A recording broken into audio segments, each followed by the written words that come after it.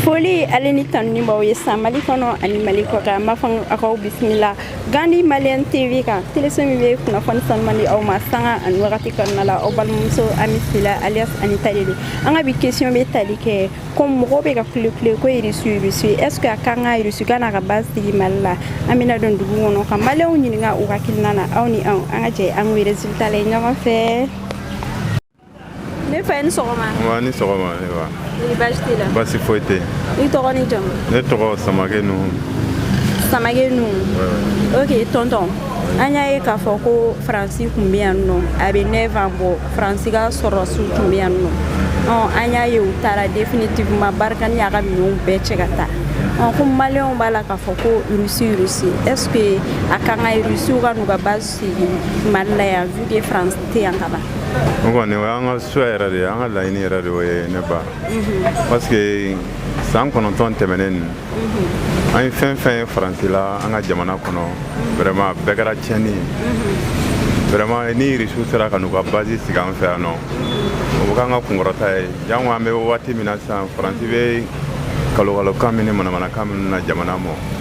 vraiment ko no kan toro kada on era nga population para nyonga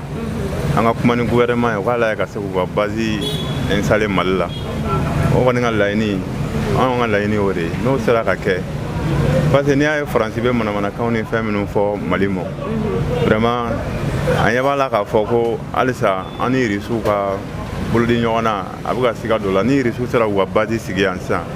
wa donc foko an sebe irisi koy no ame woro na bi toro banga be france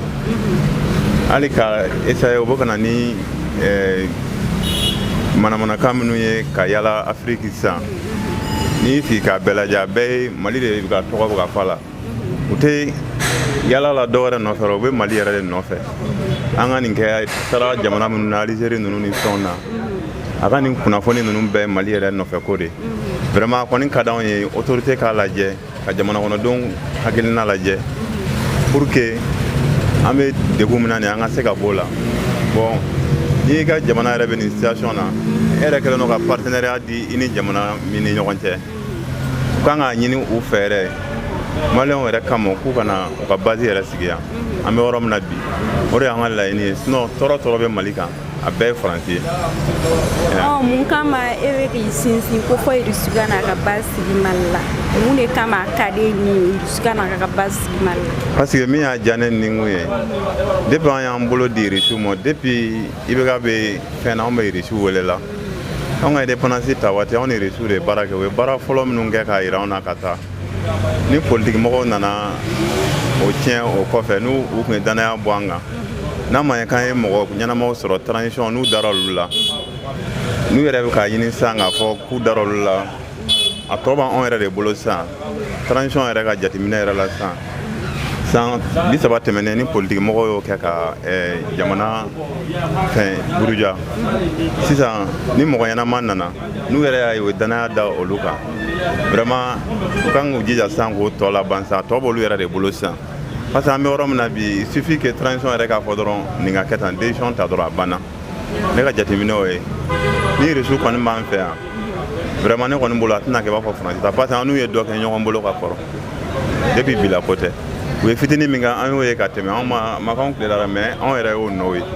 ya vraiment kɔni ka d'an ye reçu ka na merci beaucoup ouais parce que yɛrɛ merci nba somɔgɔw bɛ di wari basi t'aw la i tɔgɔ ni jamu Moriba Kamara ok tonton an y'a ye k'a fɔ a bɛ 9 ans bɔ ou bien 10 ans yɛrɛ français bɛ mali la yan nɔ k'u bɛ n'an dɛmɛ an ka kɛlɛ la ni min tɛ ka fara kɛlɛ kan dɔ tɛ ka bɔ a la u y'a décidé k'u ka minɛnw cɛ ka taa pewu ko maliyɛnw ka marche cɛyara contre la u y'a décidé ka taa définitivement ko maliyɛnw bɛ ka kule ko irisiw est ce que e yɛrɛ bolo irisi kan ka n'a ka base sigi mali la yan nɔ i hakilina ye jumɛn o ko la nin kuma ka nɔgɔn anw fan fɛ koyi mali den bɛɛ lajɛlen ka hɛrɛ ye mali ka taa ɲɛ an tɛ kɔtaga ɲini na bilen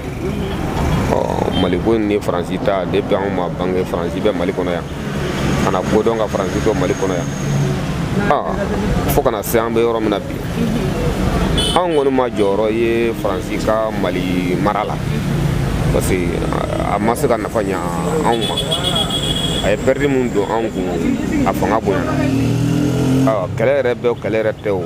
Faransi ye anw ka jamana kɛ jamana halakilen de n'o tɛ jamana man ka sɔrɔ Mali bɛ nin cogo la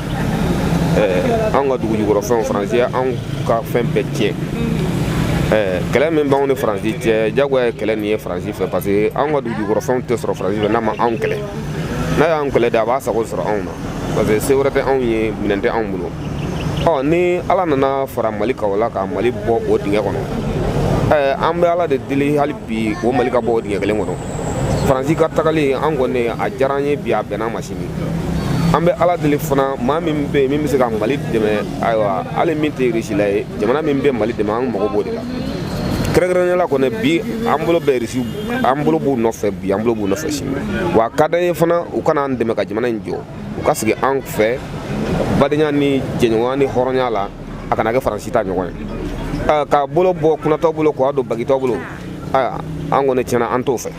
parce que n'an y'an bolo bɔ Faransi bolo wa an bolo don Russie bolo olu fana ka na ni bala duman ye ka n'o laban ni n ta si dɔ ye sinon ne fa u b'a fɔ ko Faransi na kuma ko to dunu ni tɛgɛrɛw fɔra a kun dɛ an ye fɛn bɛɛ fɔ Faransi ye o an ye fɛn bɛɛ fɔ Faransi ye a ma k'anw tilera dɛ mais an y'a histoire na an n'a fɛn caman mɛn fɛn caman fɔra Faransi ye mais ni maninfin kɛra fitiriwale ye a ɲabaga ma o de bɛ na ni nin bɛɛ ye Faransi kɛra fitiriwale de ye Mali ma o n'o tɛ anw ye ko caman fana kɛ Faransi ye k'a sɔrɔ bi ma se o mais u m'o ye anw na u m'o dɔn anw ye donc anw sara kɛr'u bolo fɛnjugu de ye nka Ala bɛ i bɛ mɔgɔ dɔ sara fɛnjugu la ni Ala ma sara fɛnjugu la Ala b'i yɛrɛ bila kɔlɔnjugu kɔnɔ dɛ Faransi ka kɔlɔnjugu sennen Faransi yɛrɛ bɛ ka jigin o de kɔnɔ Ala b'anw wele k'an jɔ a da la an kɔni bɛ min kɔni fɔ an ka ɲɛmaaw ye Faransi tagalen a ma ban dɛ u k'u janto u yɛrɛ la ka segin k'u janto u yɛrɛ la u k'u janto jamana in na u kana jamana in kɛ an y'a ja bi sini k'a goya ye dɛ Russie mun ye n'o ye nala n'o ye ka jɛ ka baara kɛ Mali fɛ u k'u hakili to u ka fɔtaw la u k'u hakili to u ka papier siɲɛtaw la parce que n'i y'a siɲɛ i y'a fɔ fɛn bɛɛ bɛ kɔrɔ kumakan tɛ kɔrɔ dɛ donc u k'u hakili to o yɔrɔ la Russie bɛ na cogo min na a ka kɛ jamana ka ɲɛtaga ye a kana kɛ nimisa kɔlɔn ye bilen parce que an nimisara Faransi ta in na an kɔni tiɲɛ yɛrɛ la an bolo bɛ Russie nɔfɛ bi an bolo b'u nɔfɛ sini n'an n'u sera ka sigi ka hɔrɔnya kɛ o ka d'an ye koyi nka o sababu ye ɲɛmɔgɔ ɲumanw ye dɛ ni ɲɛmɔgɔw y'i tilen jamana in bɛ jɔ n'u m'i tilen an b'an bolo bɔ kunnatɔw bolo k'a don bagitɔw bolo donc an kɔni bɛ Ala deli Ala k'o kɛ o tuma kuma caman tɛ ne fɛ an b'a ɲini aw yɛrɛ fɛ aw de bɛ fɛn ni taabolo caman dɔn ka tɛmɛ anw yɛrɛ kan aw ka to ka hakilina ɲuman di jamana marabagaw ma jamana marabagaw n'i y'a mɛn jamana marabagaw jamanadenw de ko don n'o tɛ jamana marabagaw tɛ se ka jamana mara ni jamanadenw ma sɔn ni jamanadenw sɔnna jamana mara ma jamana bɛ mara ka ɲɛ jamana bɛ mara ka dilan minnu ye ɲɛfɛ u fana ka dɔn k'a fɔ ko dɔ de y'u ta ka bila yen n'i taara ka bila jamana ka baara la kana kɛ ko n kelen tɛ ye kelen ta tɛ e bɛ bɔ yen bi sini dɔ bɛ na jamana in bɛ mara ten de o tuma an kɔni b'a ɲini an ka ɲɛmɔgɔw fɛ Rusiw ta in u ka a ko kɛsɛnkɛsɛn kosɛbɛ u kana kɛ Faransi ta ɲɔgɔn ye dɛ an kɔni mago bɛ Rusiw la hali jamana min tɛ Rusiw ye min bɛ Mali fɛ ka Mali bɔ nin kɔlɔnjugu kɔnɔ k'an dɛmɛ an bolo jɔlen don a bɛɛ kɔrɔfɔ min kɔni bɛ n fɛ ka yira jamana in den cɛ la muso la o de ye nin ye ka foli di a bɛɛ lajɛlen ma sɔn ɲuman Ala k'a nɔgɔya Mali nin Mali nin Ala k'a bɔ janfara Ala kana Mali to janfara Ala ka Mali jugu cɛman n'a musoman Ala k'a bɛɛ nagasi Ala k'u bɛɛ nagasi maa min ko ko Mali anw yɛrɛ kan ma maa min ko k'i tɛ Mali fɛ an t'i fɛ bi an t'i fɛ sini o de bɛ n fɛ Ala sago sago. Merci beaucoup. Ne fa i ni sɔgɔma. An ni sɔgɔma. Kodi baasi t'i la. Baasi foyi tɛ yen. Tɔgɔ ni jamu. Ne tɔgɔ ko Abubakar Traoré. Abubakar Traoré. Ok tonton an y'a ye k'a fɔ ko France bɛ yan nɔ ça vaut 9 ans plutôt 10 ans même France bɛ yan nɔ n tɛ ka dabɔ an ka Mali sécurité ko la u y'u ka minɛnw cɛ définitivement Bargani taara définitivement u ka mɔgɔ si tɛ yan nɔ comme maliyɛnw bɛ ka kule ko Russie est-ce que e yɛrɛ hakilina na Russie kan ka n'a ka base sigi yan nɔ vu que France tɛ yan bi. Bon mi fo ka question bilali la a diyara n ye trop a bonyana ma effectivement ne vie bɛ yɔrɔ min na bi Abubakar bɛ yɔrɔ min na bi Russie kana ka base installé an fɛ yan a ka di ne ye parce que an bɛ yɔrɔ min na bi diɲɛ bɛɛ bɛ lafiya de fɛ France bɛ yan bientôt 9 ans san 9 bɛ san 10 an ka mɔgɔ bɛ ka faga cogoya min na duguw cira muso filijatɔ cayara an denw n'an dɔgɔninw n'an faw caman fatura a ko kɛlɛ senfɛ France dun nana k'u bɛna intervenir pour que ka se ka lafiya dun mais foyi tɛ ka bɔ a la ni min tɛ ka fara kan wa effectivement ka tagali kɔni ne t'a contrôle la a ka diyara ne ye kojugu et puis Russie kana ka base sigi yan a ka di ne ye parce que ka da mun kan Russie nana a tɛ san kelen yɛrɛ ɲɛnama bɔ fɔlɔ an ni Russie tigɛ donna ɲɔgɔn bolo a tɛ san kelen ɲɛnama bɔ fɔlɔ mais u ye min kɛ o ko tan kɔnɔna na France ma se ka kɛ pendant 9 ans donc effectivement u ka base sigilen yan ne t'a contrôle la a ka di ne ye bi a ka di ne ye sini bon ne b'a ɲini maliyɛn den bɛɛ fana fɛ an bɛɛ ka jɛ k'an tɛgɛ kɛ kelen ye ka k'u soutenir pour que an bɛɛ bɛ se ka lafiya don nataw la cogoya min Inch'Allah, malien de Mbame. Merci beaucoup. Merci bien, a diyara n ye. Boy ni sɔgɔma. Aba ni sɔgɔma. Kodi baasi t'i la? Baasi foyi tɛ yan. Tɔɔrɔ foyi t'i la? Baasi foyi tɛ n na. I tɔgɔ ni jamu? Ne tɔgɔ Ibrahim Sidibe. Ibrahim Sidibe. Bwa, an yɛrɛ y'a ye Français nana yan nɔ, France. U ka kɛlɛkɛcɛw nana yan depuis 2013. A bɛ san 10 bɔ bi ou bien san 9 u bɛ yan. Fosi kun tɛ ka bɔ an ka kɔrɔnfɛ kɛlɛ la ni min tɛ ka fara kan foyi tɛ ka bɔ a la an ka mɔgɔw ye marche gaw kɔ an ka gouvernement yɛrɛ ye degré bɔ k'u ka minɛnw cɛ k'u ka taa u ko k'u tɛ taa ko fɔ kalo 6 k'u ka minɛnw cɛli daminɛ kalo 6 ka taga ala y'a kɛ u y'u ka minɛnw bɛɛ cɛ ka taa sisan u taara définitivement ka bɔ Mali la Irisiw an bɛɛ bɛ ka kule sa Irisiw comme coopération b'an ni Irisi cɛ Malien bɛɛ bɛ ka fɔ ko Irisiw ka na est-ce que e yɛrɛ bolo Irisiw kan ka n'u ka base sigi yan nɔ comme Français taara ka ban ne kɔni hakilila la n'a ka di gouvernement mɔgɔw ye fɛn fɛn ka d'an na a ko o sira tagama mais an kɔni bɛ min ɲini komi kuma kun Irisi ko kuma nin kan ne kɔni bolo n'u nana a ka ɲi ne na kosɛbɛ parce que an ɲɛ bɛ min na dɔ bɔra an ka fagali la bon n'u nana yan ka na basi sigi a ka ca Ala fɛ o fana tɛna an janfa i y'a fɔ komi France ta nin bon san 9 wa san 10 don dɔw sigira yan foyi tɛ yen ni fagali tɛ bon an ka sɔrɔsiw fana tɛ se ka bɔ ka taa yɔrɔ si bon alhamdulillah bi kɔni o bɛ munumunu Mali kɔnɔ kosɛbɛ an kɔni bɛ o sababu mun ye hali n'a sababu bɛɛ ma kɛ Irisi ye a caman bɔra o fan fɛ ka na an kɔni b'a fɛ n'u nana awa jama jɛ de da mun ye n'i ye bɛɛ mɛn ko a ye kɛ na o kɛ na o bɛ ju ko an ɲɛ bɛ ko dɔ la o de Ala sɔgɔ a y'i sago an bɛ min ɲini Ala fɛ Ala ka gouvernement dɛmɛ Ala ka sɔrɔsi kunnawolo da Mali ma bɛɛ lajɛlen na Ala k'an kisi an jugu sɔrɔ ma labanko ɲuman jamana na a k'an sago ye Ala k'o k'an ye kira yɔrɔma kɔsɔn sala rasule. Merci beaucoup. Merci beaucoup. Je vous remercie. Ne fɛ ni sɔgɔma. Ni sɔgɔma. Kodi baasi t'i la? Tɔɔrɔ senna. I tɔgɔ ni jamu? Ne tɔgɔ Jumɛ Jakite. Jumɛ Jakite. Ne ye maître ye retraite la. Ok, Bwa, an y'a ye k'a fɔ France kun bɛ yan, ça vaut 9 ans ou 10 ans maintenant, fosi kun tɛ ka bɔ an ka kɔrɔnfɛ kɛlɛ la, ni min tɛ ka fara kan, o hokumu kama an ka gouvernement y'a décidé ka degré bɔ k'u ka taa. Donc u y'a décidé k'u ka u ka minɛnw bɛɛ cɛ définitivement, Barkane taara définitivement ka bɔ Mali la. Comme maliyɛnw bɛ ka kule ko Irisiw, e yɛrɛ bolo Irisiw kan ka n'u ka base sigi Mali la de wa ou bien jumɛn ye hakilina ye kunna? Denmuso yɛrɛ ɲɛ bɛ nin ko la sa komi ye kɔrɔfɔ fɔ cogo min na pour que n kana sigi yen n kɔrɔkɛ ta in kan sinon ale y'a fanba bɛɛ fɔ mais ne bɛ min yɛrɛ kɛ ka ale ka kuma senkɔrɔma don do ni e ɲɛ bɛ mɔgɔ la i ka jamana kɔnɔ k'a nana i dɛmɛ san 1 tɛ 2 tɛ 3 tɛ fo kana se san 9 san 8 ani kalo dama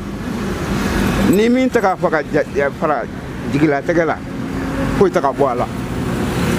bon k'e to kɔnɔ ni ala ye e dɛmɛ ala ni aw ka maakɔrɔsiw ani duwawu min bɛ ka kɛ silamɛw bolo o barika kama ala ye bolobɔ yɔrɔ di aw ma ka taa mɔgɔw nɔfɛ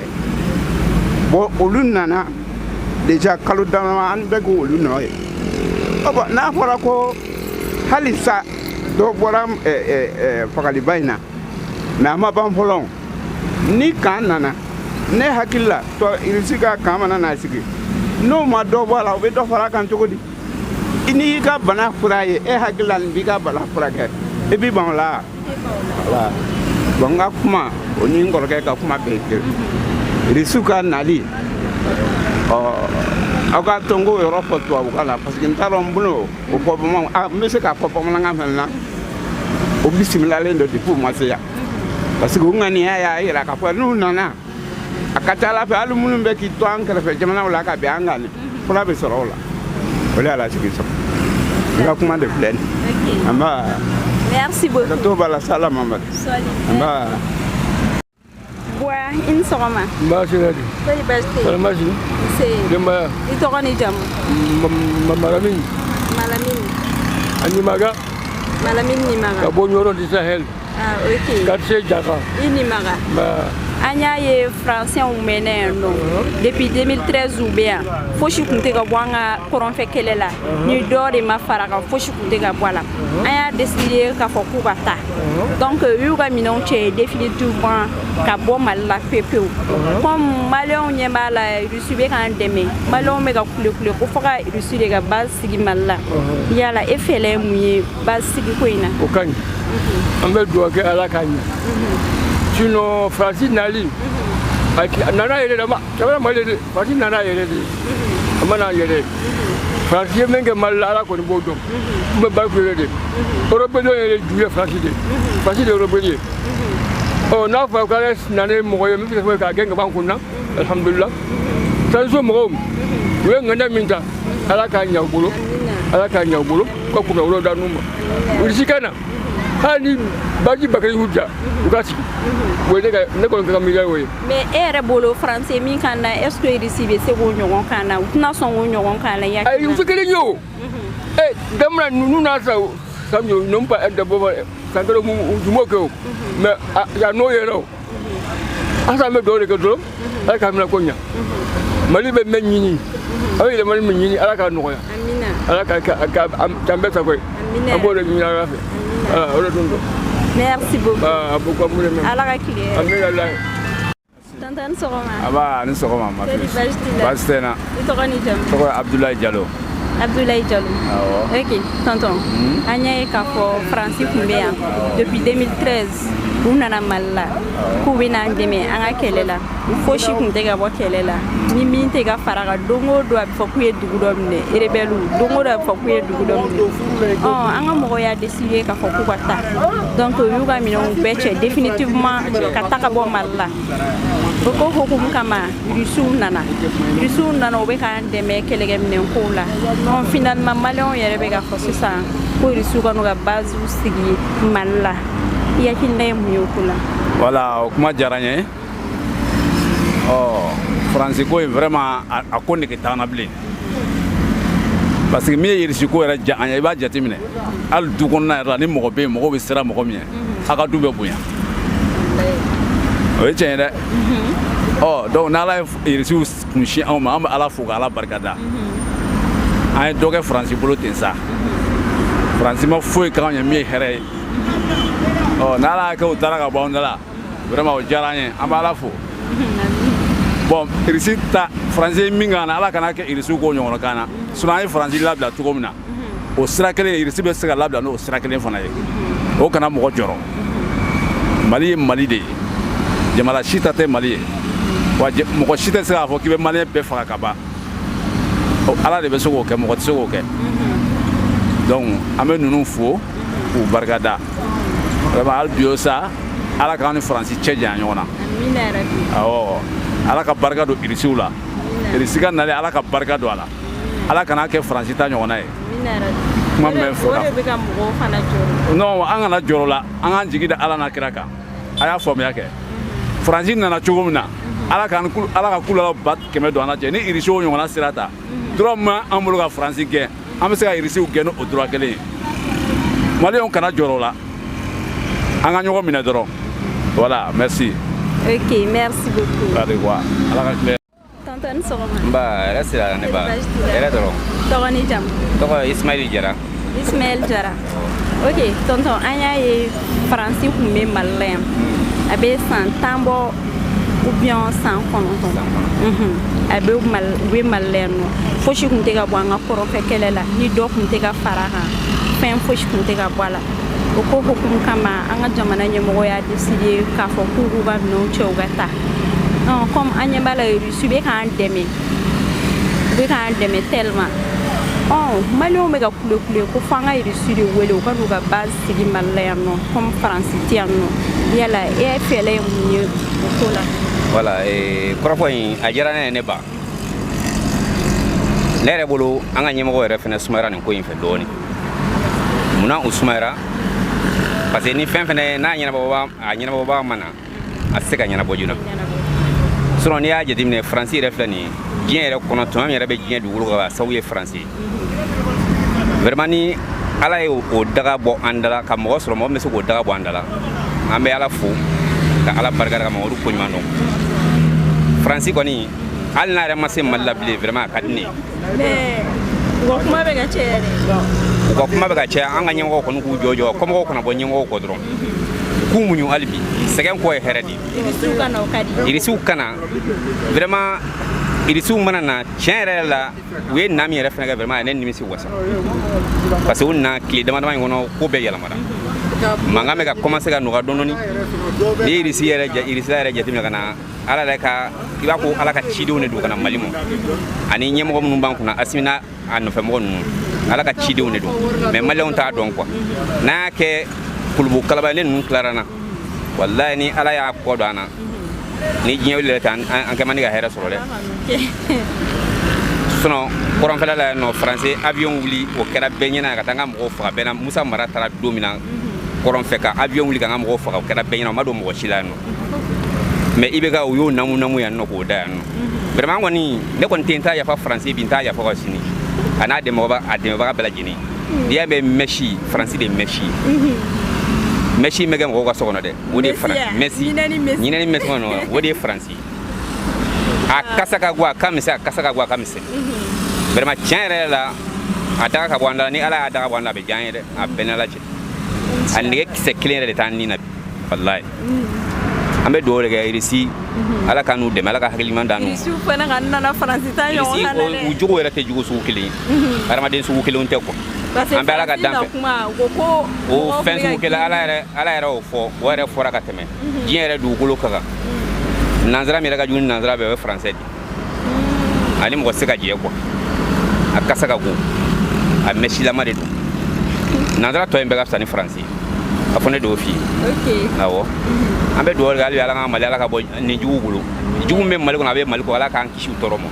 ala ka sababu daw ka doni daw kun mun ɲina Mali kɔ an y'o ɲini ala fɛ ala k'o k'an yɛrɛ ka dɛsɛ n'an ka fɛn dɔnbaliya kama ala kira barika kosɔn salila Muhammad Soli merci beaucoup tonton merci. Ça va? Ça va. Basi fote. Tɔgɔ ni jamu? Ne tɔgɔ Zumana Kante n'u b'a fɔ ko ZK. Jumɛn? Zumana Kante di ZK. Ok tɔnɔ an ye k'a fɔ ko faransi mɛnɛ yan nɔ a bɛ san 10 bɔ walima san 9 u bɛ yan nɔ fosi tɛ ka changer Mali sécurité ko la dɔ de bɛ ka fara a kan fosi tɛ ka bɔ a la donc an y'a décidé k'a fɔ k'u ka taa donc u taara ko mɔgɔ bɛ ka fɔ Russie est-ce que e bolo Russie kan ka na ka base sigi Mali la? Russie yɛrɛ sumayara a ka base sigilen fɛ Mali la sinon faransi kan ka taa don min na o dugusɛjɛ bɛɛ Russie kun kan ka na ka base sigi Mali la yan ka sababuya kɛ biɲɛkala ɲinina sen dalen biɲɛkala ka a ti ye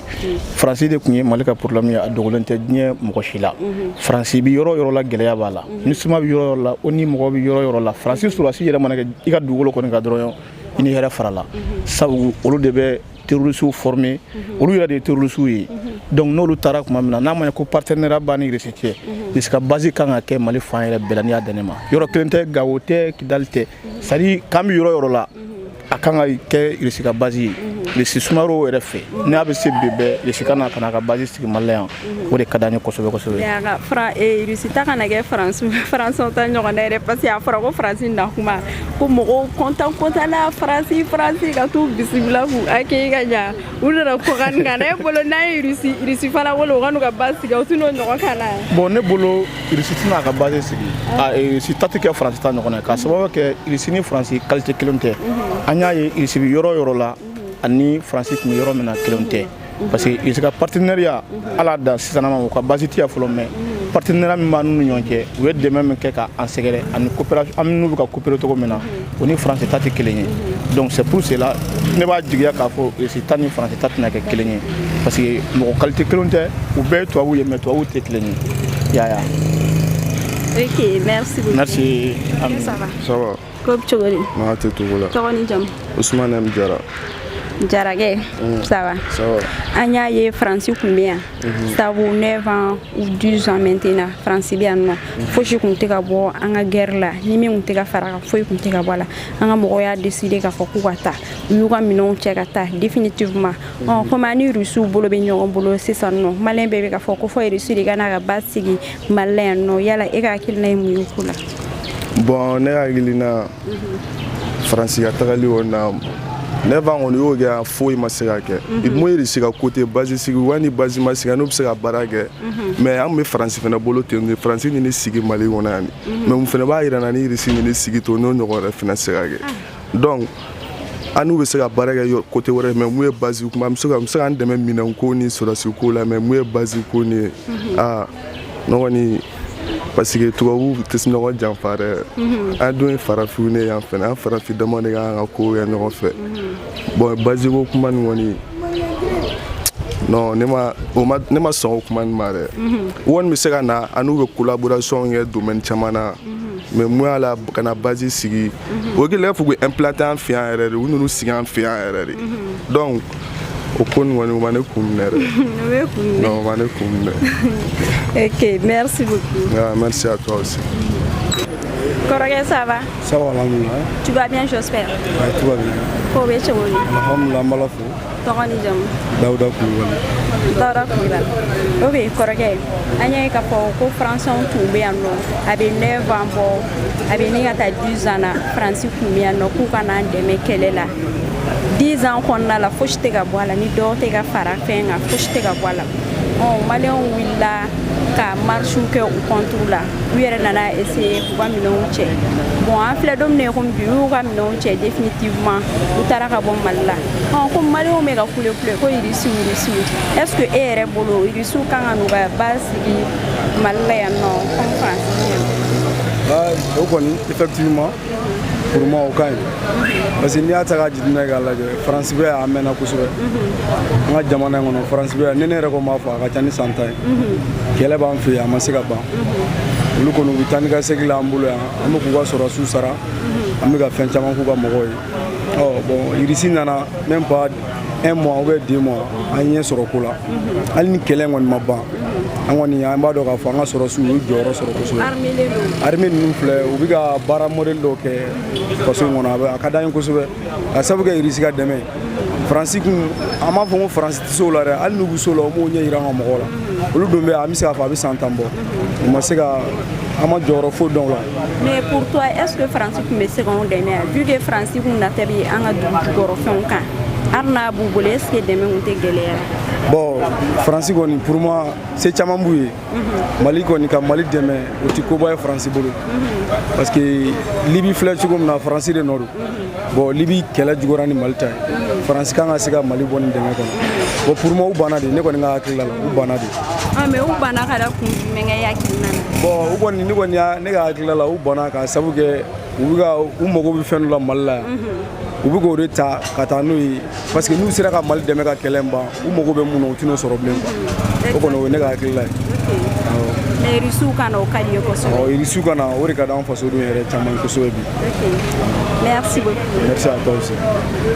aw yɛrɛ bɔra ka maliyɛndenw hakilinata lamɛn sisan nɔ an ka bi question na n'o tun bɛ tali kɛ ko irisi ka na ka base sigi mali la yala a ka di maliyɛndenw ye wa ou bien a man d'u ye an donna dugu kɔnɔ an ye maliyɛndenw ɲininka o hakilina na bɛɛ y'i hakilina fɔ ma ɲinɔ fɛ aw sɔgɔlen to Gandi Malien TV la walasa kunnafoni sanuma o kana na fɔ aw kɔ n b'a fɔ n ko aw k'an bɛn dɔgɔkun wɛrɛ inshallah